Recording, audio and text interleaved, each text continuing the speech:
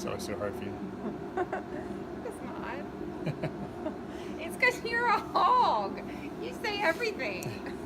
Did you get that on video? Yeah, I'm going to put it all out there on YouTube too. Please do.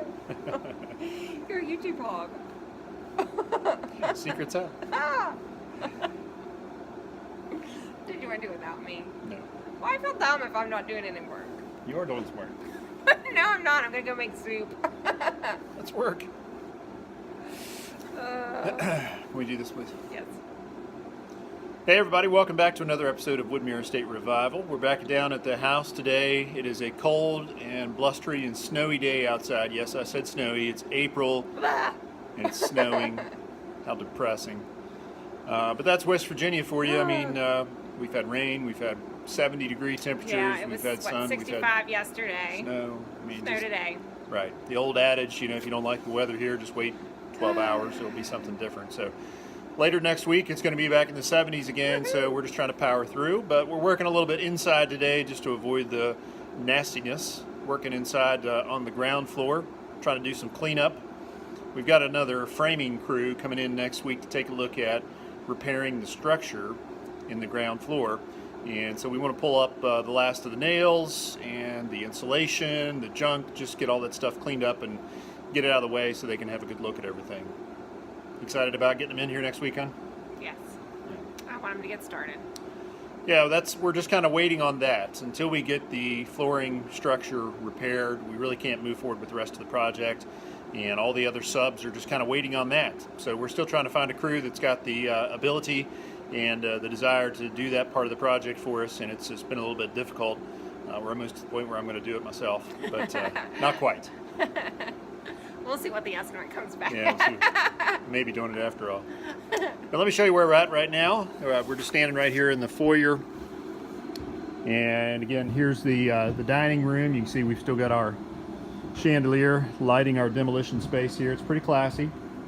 We've got our walkboards here in the foyer, just kind of making a place for us to get through here just in case.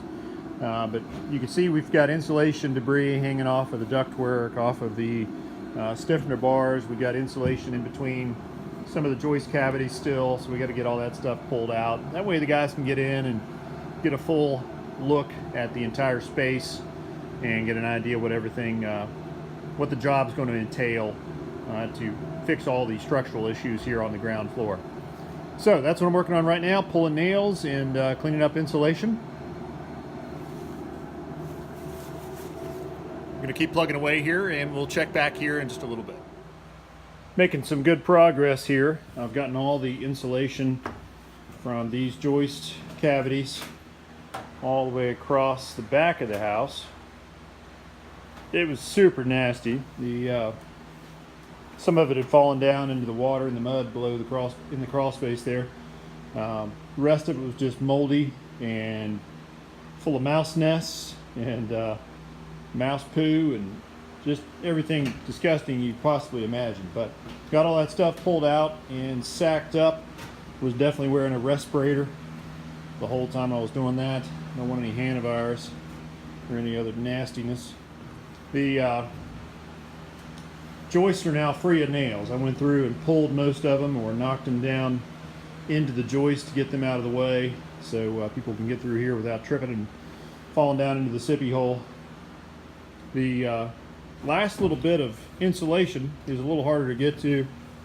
It's over here on some of these joists, and you can see they are heavily rotted from that constant leak coming from the upstairs bathroom. So I'm going to leave that till tomorrow, the day after, when I can actually get down in the crawl space and walk around and grab this stuff. It's not safe to walk across those joists for fear of falling down into the hole. But I got it over on this side where the laundry room used to be, and the pantry, and this part of the dining room. So making good progress so far. Well, that wraps up this episode of Woodmere Estate Revival. It's kind of a short day today. It was snowy this morning and cold and nasty, and so we couldn't work outside. And there's a limited amount of things that we can do inside right now until we get some of this construction stuff going. So I came down this afternoon with Amber. The boys went down and played in the woods. First thing I worked on was just knocking all the nails down, or pulling all the nails out of the floor joists in the back of the house, so you could actually walk across the joist without tripping over a nail and falling into the hole. And after that, I worked on putting the grabbing the insulation from between the joists and the joist cavities off the top of the HVAC runs that are underneath the house there, grabbing that stuff and stacking it up. So I had my respirator on. It was nasty. Had some rubber gloves that came about halfway up my arms, so wouldn't get that stuff on me because some of it was just pretty disgusting. So let me show you where we're finishing up here. So I'm standing in the foyer and looking across the dining room and the old pantry and back into the back of the house. Still haven't done anything with this living room. That's waiting on the contractors. We got to get the water shut down in the back of the house, obviously, and then we're going to start getting that reframed.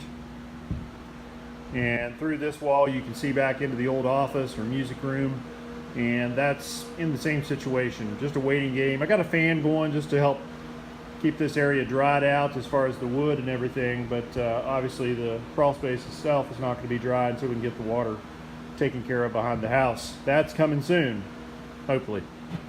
So again, looking back this way, a few pieces of insulation left hanging over these joist ties. I just couldn't get down in there today to get those. You see how bad these joists are. I was afraid to walk on the joists for fear of falling into the hole. So I'll probably just wait until I can actually get my muck boots on and get down in the crawl space and get that stuff. And then there's one more run there from a HVAC duct. It's got some stuff on it, but really the rest of it is pretty well gone. You can see back here in the family room area, and looking back over into the kitchen, all this insulation's gone. The only thing left to do back here is to get down in the crawl space itself and grab any pieces of wood I can. You can see where some stuff's falling down in there, is laying in the water.